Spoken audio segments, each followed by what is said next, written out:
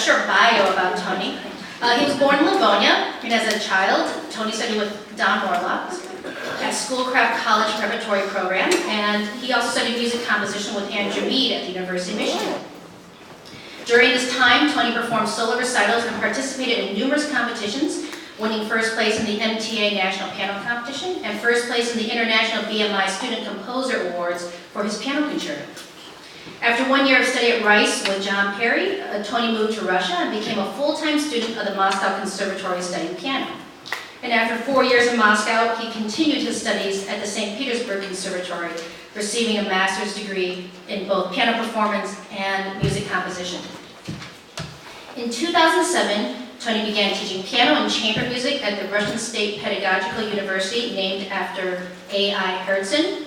And about the same time, in 2008, he also opened his own business in St. Petersburg, the Bonamici Clavecins workshop, built, restored, and maintained harpsichords and other early keyboard instruments. In 2016, Tony moved to New York City, where he studied under American pianist Richard Good. There he completed an artist diploma at the Mannes School of Music. Tony regularly performs chamber music and solo recitals. He's collaborated with principal members of Mariinsky Symphonic Orchestra, the Bolshoi Symphonic Orchestra, and the Moscow Virtuosi. He has given performances at many of the great prestigious concert halls in Russia and at Carnegie Hall in New York City. So, I present Tony.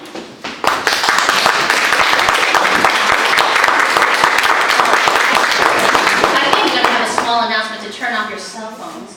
Would you like to use a mic or not? Let's see, should I use a mic or is this okay? Whatever, I'm fine either way. Well, maybe we turn it off, so that way you can move around if you need to. Okay, yeah. Here, let me, and I'll put the computers. I could use a mic. Oh, okay.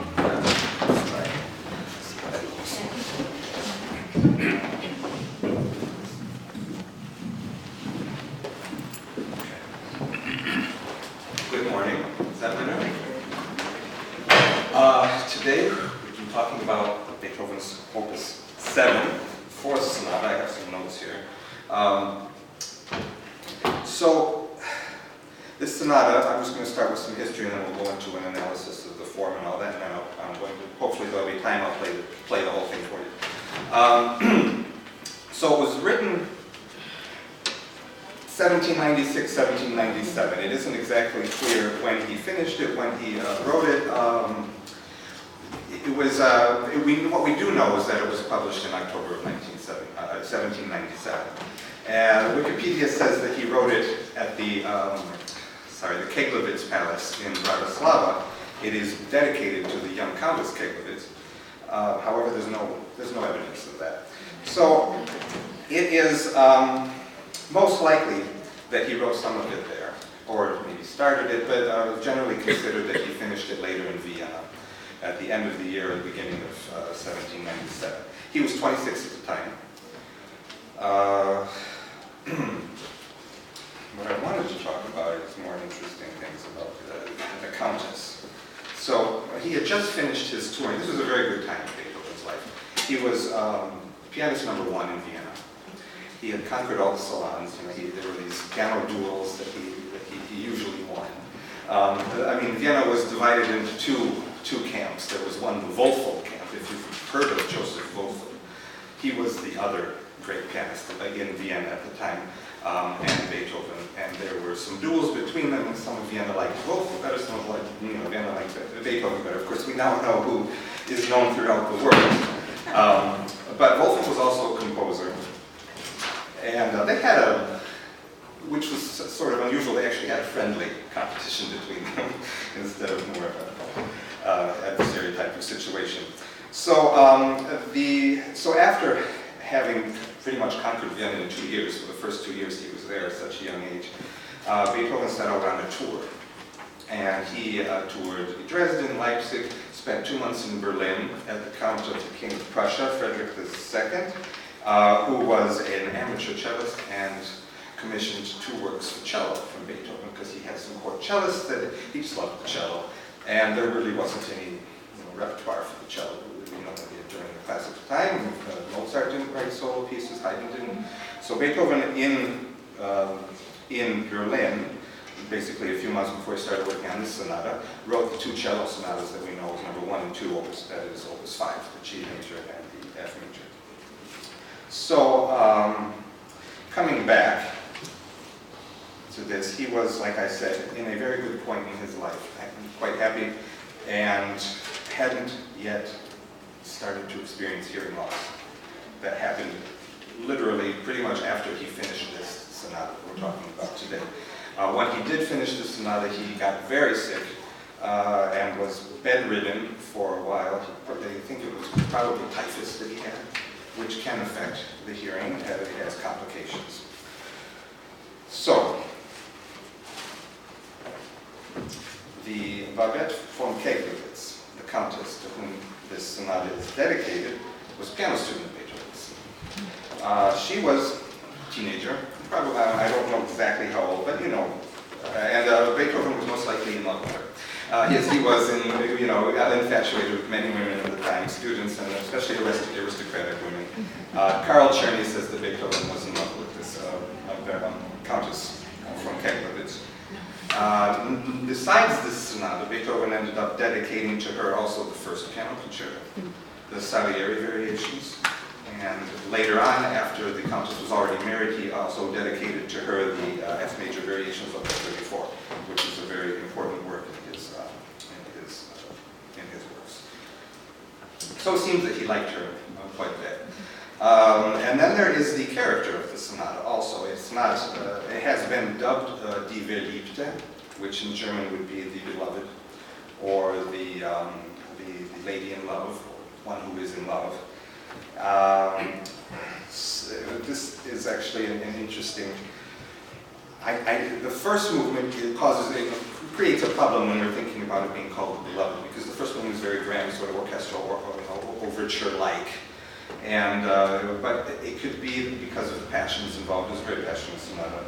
And it is also probably the first step really towards a romantic development in music, in Beethoven's works. Let's see. So yes, we talked about Beethoven being, usually in love. His friend, Franz Wegeler, who was a friend from Bonn, a childhood friend, they'd known each other since they were teenagers, came to see Beethoven in Vienna, actually moved to Vienna, and was shocked to find, Beethoven was always involved in some type of romantic, endeavor. He said Beethoven was never not in love. That's a quote from a good friend of his. So,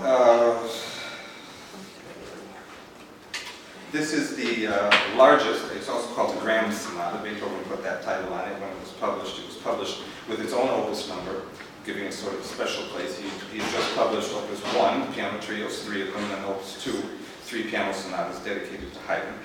And this one has its own opus number, and it was called Grand Sonata for the pianoforte when it was published. And it is the grandest so far, and will be the grandest, meaning the biggest, until he gets to Opus 106, many years later, the Hammerfeder Sonata, which basically can stand on its own as, a work that is incomparable to anyone. So this is pretty much the largest of the sonatas of the early period.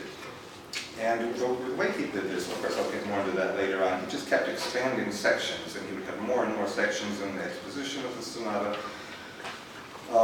After this sonata, he started writing some smaller ones, because I think that one of his friends told me that he has to write music a little more accessible, so that people get to know him more. And not just him playing his own work, but other people were playing them and passing them around and everything. So this piece is sort of like a symphony for the piano, as are the first 3 sonatas. Just looking at the way they developed, the first, just the size of the expositions. For example, the first sonata is about 1.5 pages, just the exposition. The second sonata is 2.5, then 3, and this sonata actually has 4 pages, just the exposition of the first movement.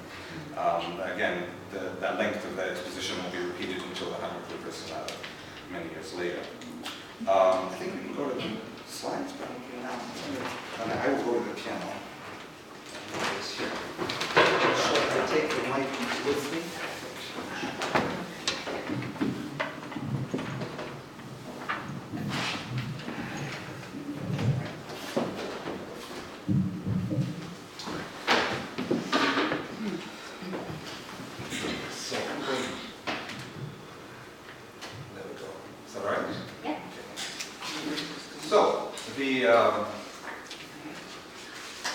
the opening, as I said, is pretty much, the first movement is quite like an overture.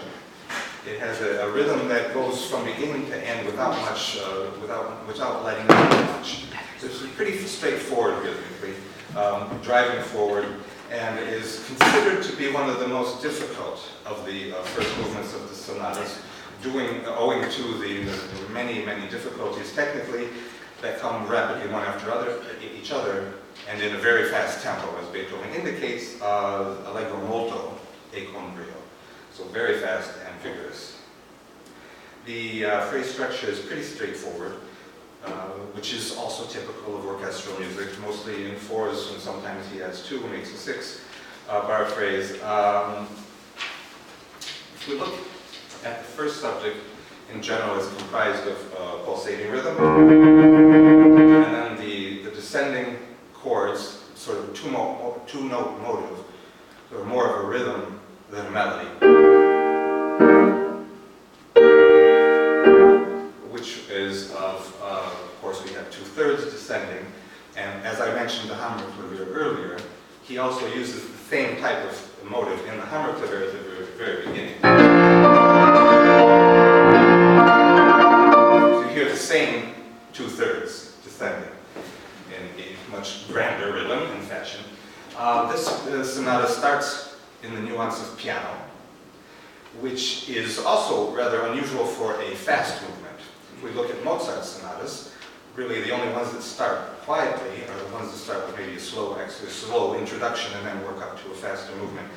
But if we look at Beethoven's sonatas, actually the first four start quietly, but are energetic in nature. And he leaves the fortissimo of the main subject for the recapitulation when we get back to it.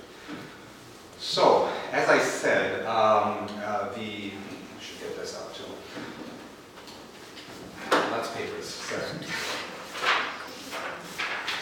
The first subject we've seen, and getting to the second subject takes nearly 2 pages to get to the second subject, which is this lovely, is it on the same page? Yes, it is.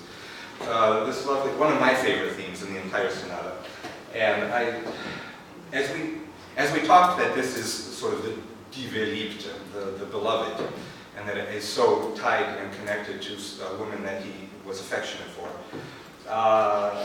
This theme, even though it's in this large, overture type movement, to me still sounds intimate, and you can even put words to it. I'll get to that in a second, but it could be almost ich liebe dich, in German, which would be I love you. I think if we put words to Beethoven's music, it could be in German. It works better that way, I think, because that's where he was thinking. And then it's almost as, someone in love is confessing. And it's sort of an innocence, it's definitely a youthful thing. I think if someone could coquetely then answer, oh no, you're not serious. Something like that. I find it very useful, especially in Beethoven, to put some type of story to it. Maybe not, a literal story, but we know for a fact that Beethoven was thinking in stories when he wrote. He confessed to one of his violinist friends that he quite often had a subject he was thinking of. He never, we know a few pieces. We know the Les Adieux Sonata, and of course we know the Pastoral Symphony and some other things where there are actual subjects. But he worked in that way. He had things in his mind, and what they were talking about, his violinist friend, they were talking about the F major quartet, one of the very first quartets he wrote, probably around the same time he was writing this, hadn't been published yet. And the final movement is from Romeo and Juliet. It's when it's the final scene of Romeo and Juliet. Romeo enters the tomb, takes the poison, all of this, and in his sketchbook he had actually written, words. This is what happens when, and this is the music. And then he took some things out and put a piece together, but the atmosphere of it stayed the same. So I think it is very possible to add storylines to these sonatas for ourselves. We don't have to tell the audience, but abstract music can remain abstract unless we put a face to it, which I think is so important in music. Anyway, so we have that theme, which then again escalates to even a more agitated, intriguing state. And this escalates and escalates until we have an outburst. That would be the, is that what I'm on? Okay. That is an outburst in C major, which is the submediant in E flat major, although it should probably be C minor, but it's the C major. The reason I stop here is this is important in two ways. First of all, it's the exact same chord he uses to start the second movement, which we'll get to later.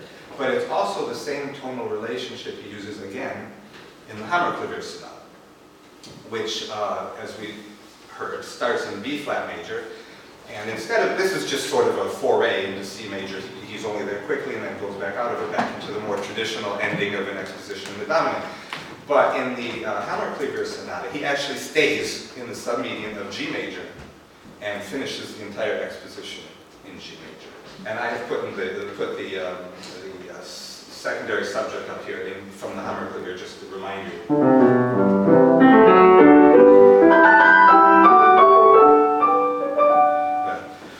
Which is in G major, and then it goes on from there to end in G major.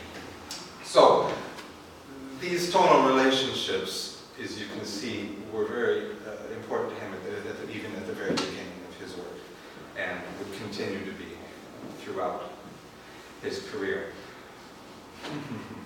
So this brings us now to the closing subjects. Well, this is, I call them the closing subjects because we're basically already arrived at the dominant, and that pretty much tells us we're in the closing subjects. There are three of them, which again is unusual to have so many. The first one, this one, combines the first two elements of the opening subject. We have the pulsations, and we have the falling thirds. Here we have the thirds are going up. So I think that's interesting. He was known for his improvisations, and he was known to sit at the piano and improvise, work on themes, and just write down many, many different variants of how something could go, maybe go this way, go that way, and then just pick out of those what he needed to for the sonata. After that, we get to the rather infamous part, the tremolando passage in the right hand. That's up there? Okay. I'm going to confess that I take it with two hands. And I don't think there's anything wrong with that. Some people would have issue with that. Some people are very adamant, almost religious about playing Beethoven exactly the way it's written. In fact, to those I say, well then, in the second sonata, you have to play this passage with one hand, because Beethoven wrote it that way. He wrote actual fingering, sorry, where that should be played with one hand. I'm more of the Anton Rubinstein approach, who said, play it with your nose as long as it sounds good. Something along, yeah, play with your nose but make it sound well, that's the quote. So I don't know if you can see there, but at each of the 6 groups, where it's possible, I do take that with the left hand, and it does make it easier to get the sonority necessary in this passage. And also remembering Beethoven's piano, especially at this time, it was still a rickety thing. It was just the very beginning of the forte piano. This would be a very cacophonous, boisterous passage. It would just be clacketing around all over the place, and it would be easier to play because it's a much lighter instrument. And I think if we can simulate that in any way, any means necessary, it serves the music as instead of showing that we can play tremolo by hand. So, and then we get to the end, one more closing theme, this syncopated rhythm, which becomes important later in the development.